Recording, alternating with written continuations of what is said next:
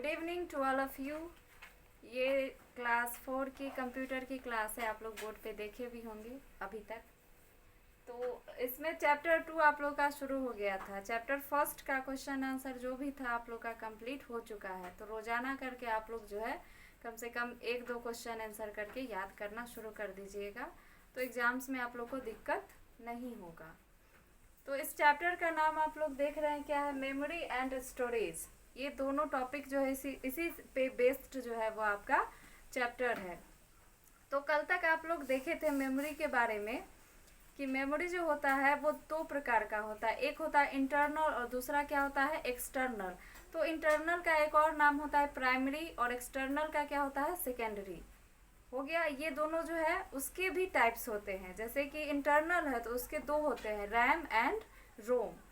और दूसरा जो है आपका एक्सटर्नल, उसके होते हैं सीडी, डीवीडी, हार्ड डिस्क और फ्लैश डिस्क। ये हो गया। तो इसी के बारे में हम लोग डिटेल्स में जानेंगे। मेमोरी आप लोग पढ़ चुके हैं, तो स्टार्ट करते हैं हम लोग इंटरनल मेमोरी के बारे में। तो इंटरनल क्या होता है, इंटरनल शब्द से ही आप लोग समझते होंगे, जो अंदर वाला भाग होता है उसके बारे में हम लोग पढ़ते हैं। एक्सटर्नल यानी बाहरी। तो पहले हम लोग इंटरनल के बारे में पढ़ेंगे कि कंप्यूटर में इंटरनल मेमोरी का क्या यूज़ है और वो होता क्या है। Every computer comes with a certain amount of internal memory usually referred to as the main memory.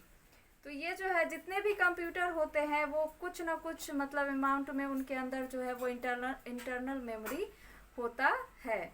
और ये जो है वो रिफर्ड हो जाते हैं किस रूप में, the main memory, referred to as the main memory. It is the memory that is in the form of silicon chip and fixed on the electronic circuit board. यानी ये इलेक्ट्रॉनिक सर्किट बोर्ड में इसको fix किया जाता है। ये किस धातु से बना होता है, सिलिकॉन से बना होता है। कॉल्ड मदर बोर्ड, जिसको हम लोग बोलते हैं mother board. It is also called primary memory. It is of 2 types. इसको हम लोग एक और नाम से जानते हैं, वो तो चिप हो गया जिसको हम लोग क्या बोलते हैं, मदर बोर्ड। और वो सिलिकॉन चिप होता है जो कि फिक्स होता है किस चीज़ में, इलेक्ट्रॉनिक बोर्ड में, इलेक्ट्रॉनिक सर्किट बोर्ड में, जिसको हम लोग मदर बोर्ड कहते हैं। और ये जो है इंटरनल मेमोरी को प्राइमरी मेमोरी के नाम से भी जाना जाता है। और इसके 2 प्रकार होते हैं। तो पहला है रैम, RAM, रैम, यानी इसका फुल फॉर्म क्या होता है, रैंडम एक्सेस मेमोरी। तो रैंडम एक्सेस मेमोरी क्या होता है, इसके बारे में जान लेते हैं। रैंडम एक्सेस मेमोरी यानी RAM stores the information temporarily and work like a blackboard that is constantly overwritten with new data। जैसे कि आपका ब्लैक बोर्ड या फिर अब आपके सामने ये ग्रीन बोर्ड। तो ये जो है रैंडम एक्सेस मेमोरी, ये टेम्पोरली डेटा को स्टोर करता है, यानी कुछ दिनों तक, कुछ समय के लिए। उसके बाद जो है इसमें से डिलीट हो जाता है। जैसे कि अभी आपके बोर्ड पे कोई मैं एक क्वेश्चन आंसर या फिर ये मेमोरी एंड स्टोरेज कुछ समय तक लिखा हुआ दिखेगा, फिर नेक्स्ट क्लास जैसे ही शुरू होगा इसको इरेज करना पड़ेगा। इस प्रकार से आप लोग इसको समझ सकते हैं कि इसमें जो है रैंडम एक्सेस मेमोरी में जो है टेम्पोरली डेटा स्टोर होता है, यानी वो हमेशा के लिए स्टोर नहीं होता, कुछ समय के लिए होता है और उसके बाद वो अपने आप डिलीट हो जाता है।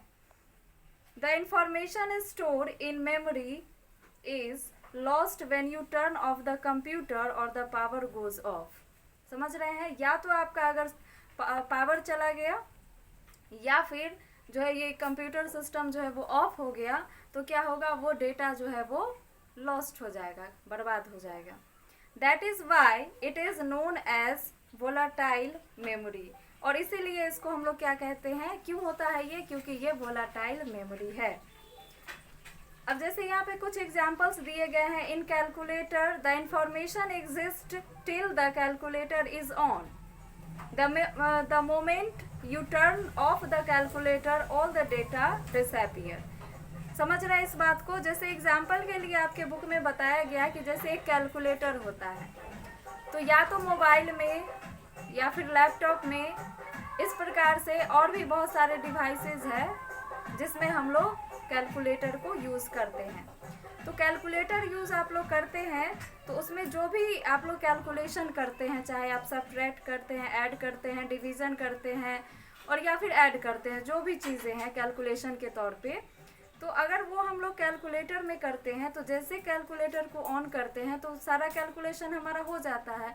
फिर जैसे ही वो ऑफ हो जाता है या आपका वो कैलकुलेटर बंद हो गया या फिर मोबाइल ऑफ हो गया, दोबारा ऑन करते हैं तो क्या वो कैलकुलेटर में कैलकुलेशन जहाँ तक किया हुआ था वहीं से स्टार्ट होता है? क्या आप लोग नोटिस किए हैं?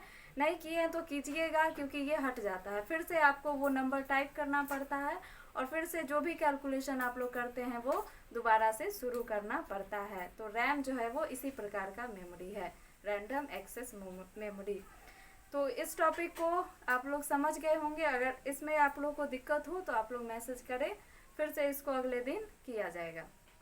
दूसरा है रीड ओनली मेमोरी यानी रोम, ROM, रोम। तो ये जो है आपका, इसका फुल फॉर्म होता है रीड ओनली मेमोरी। देखिए जो भी शॉर्ट फॉर्म है उसका फुल फॉर्म आप लोग अगर याद रखिएगा तो काफ़ी आपके लिए अच्छा होगा, क्योंकि एग्ज़ाम में इस प्रकार के क्वेश्चन आप लोग से पूछा जाता है। और नहीं भी पूछा जाता है फिर भी आप लोग जो है एक जानकारी के तौर पे इसको याद रख सकते हैं। रैम का आप लोग अभी अभी सुने, रैंडम एक्सेस मेमोरी, RAM, उसका फुल फॉर्म। और मुंह से बस याद नहीं रखना है, स्पेलिंग के साथ भी आप लोग इसको याद रखिएगा, तभी कामयाब होगा, वरना जो है खराब हो जाएगा। ये स्पेलिंग के बिना जो है वो वर्ड मीनिंग कोई काम का नहीं होता है। फिर आपका आता है रोम, ROM, रोम।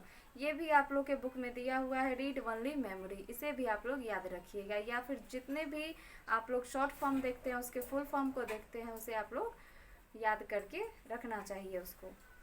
तो अब देखते हैं रीड ओनली मेमोरी क्या होता है, ROM। Read only memory refers to the memory chips containing instruction that tell the computer what to do when it start up. This information is stored permanently in it during the manufacturing process. जैसे इसमें बताया जा रहा है कि read only memory में क्या होता है, ये जैसे ही आपका इसके अंदर जो चिप लगे होते हैं वो जितने भी इंस्ट्रक्शन दिए जाते हैं यूजर्स के द्वारा, यूजर कौन, हम लोग, तो यूजर के द्वारा जो भी इंस्ट्रक्शन उसके अंदर दिया जाता है उसको वो शुरू करने के लिए या फिर व्हाट टू डू, क्या करना है नहीं करना है, उसके लिए जो है वो उसको क्या बोलता है, सजेस्ट करता है। और व्हेन इट स्टार्ट अप, जब वो स्टार्ट होता है तो इसमें जो है इस मेमोरी में क्या होता है, इंफॉर्मेशन जितने भी स्टोर होते हैं वो परमानेंटली स्टोर होते हैं। यानी कोई भी इंफॉर्मेशन अगर आप उसमें डाल देते हैं तो वो कभी डिलीट नहीं होता है। आप उसको बैकअप करके फिर से आप उसको रीस्टोर कर सकते हैं, यानी डेटा उसका बर्बाद नहीं होता है रीड ओनली मेमोरी में। ये हमेशा के लिए डेटा को स्टोर करके रखता है। Unlike RAM, ROM is non-volatile. It means that even after you turn off your computer, the content of ROM will not be lost. तो यहाँ पे जो है रैम और रोम जो है दोनों ही ये जो है वोलाटाइल है और ये नॉन वोलाटाइल है। तो यहाँ पे बता रहा है कि अगर आप इसमें डेटा स्टोर कीजिएगा तो क्या होगा, ये या तो आप सिस्टम ऑफ कर दीजिए और या फिर अपने आप बंद हो गया, बिजली चली गई, फिर भी क्या होगा, इसके अंदर जो भी डेटा है वो स्टोर रहेंगे, चाहे इसे आप जब भी ऑन करें या फिर जब इसको ओपन करके देखें, इसमें डेटा जो है वो हमेशा के लिए क्या होगा, वो स्टोर होके रहेगा। तो दोनों में आप लोगों ने अंतर देखा, रीड ओनली मेमोरी और रैंडम एक्सेस मेमोरी में। रैंडम एक्सेस मेमोरी में डेटा जो है वो कुछ दिनों के लिए जो है स्टोर होता है और इसमें जो है रीड ओनली मेमोरी में डेटा परमानेंटली रीस्टोर होता है। तो दोनों में ये जो है वो डिफरेंस है। चाहे आपका सिस्टम ऑफ हो गया तो इसको ऑन कीजिएगा तो रीड ओनली मेमोरी जो है वो आपका डेटा स्टोर रखेगा और रैंडम एक्सेस मेमोरी लॉस्ट कर देगा, बर्बाद कर देगा। तो यहाँ पे आपका इंटरनल मेमोरी फिनिश होता है। इंटरनल मेमोरी आप लोग समझ गए, इसके दो टाइप्स भी समझ गए, रैम और रोम। और नेक्स्ट टॉपिक आपका आता है एक्सटर्नल मेमोरी, यानी मेमोरी के जो दो टाइप थे उसके एक्सटर्नल मेमोरी। तो एक्सटर्नल जानते हैं और उसके फिर 3 टाइप्स जो है उसको पढ़ते हैं। तो उससे पहले हम लोग समय देख लेते हैं, फिर आगे बढ़ेंगे।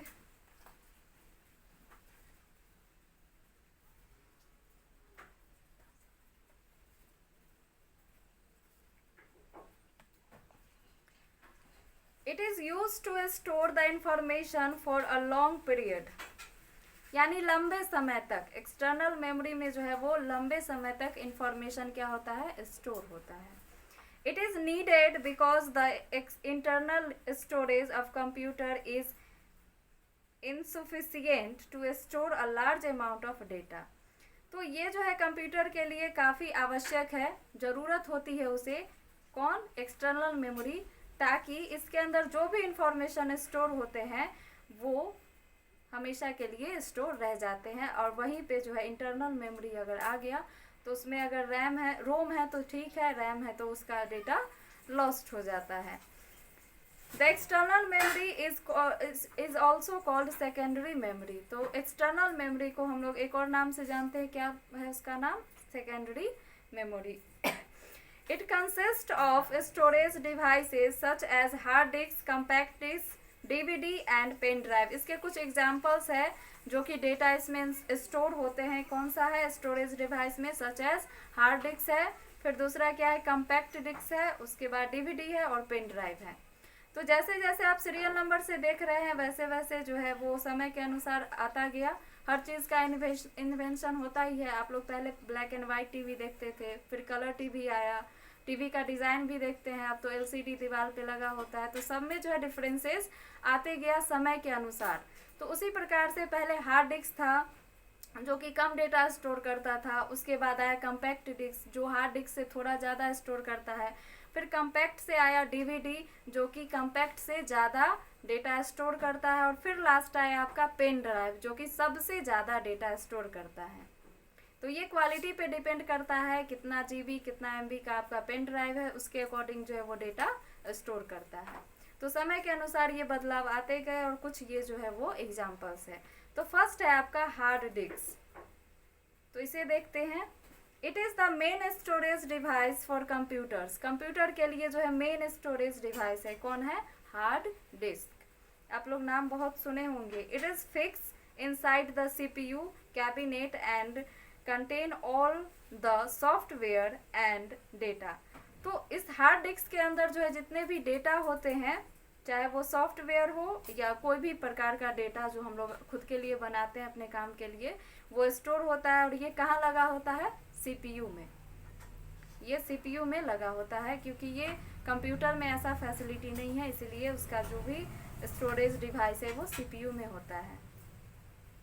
Hard disk is made up of multiple disc called platters. Hard disk जो है वो मल्टीपल डिस्क से बना है, बहुत सारे डिस्क से मिल करके बना है, इसीलिए उसको प्लेटर्स कहा जाता है। Data is recorded on the both the side of the disk. Data जो है इसके दोनों तरफ से रिकॉर्ड होता है। जैसे बहुत सारे डीवीडी और हार्ड डिस्क आप लोग देखे होंगे, तो वो हार्ड डिस्क जैसे आप लोग देखते हैं तो वो दोनों तरफ से जो लाइट होता है, कैसेट आप लोग देखे होंगे तो उसके दोनों तरफ से जो चमकता हुआ देखते हैं ना, तो वो वही होता है कि दोनों तरफ से डेटा उसका स्टोर है।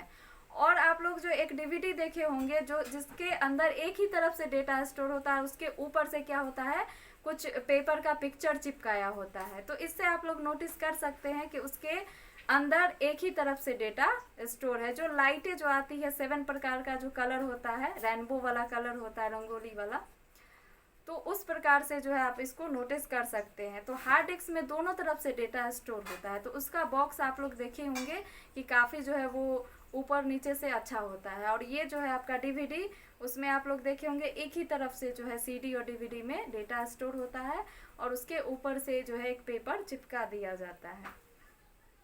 तो यहाँ पे हो गया आपका हार्ड डिस्क कंप्लीट। आज के लिए हम लोग इतना ही रहने देते हैं। अगले दिन सीडी और डीवीडी और उसके जो भी नेक्स्ट टॉपिक है उसको पढ़ेंगे।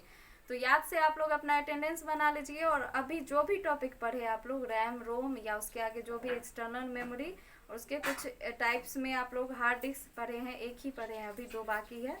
तो इस सभी टॉपिक में आपको कहीं पे दिक्कत हो तो आप लोग कमेंट सेक्शन में जाके मैसेज करें और फिर से नेक्स्ट डे उसी टॉपिक को लेके बढ़ा जाएगा। फिर नेक्स्ट और अगले टॉपिक को हम लोग उसी दिन करेंगे। तो आज के लिए इतना ही।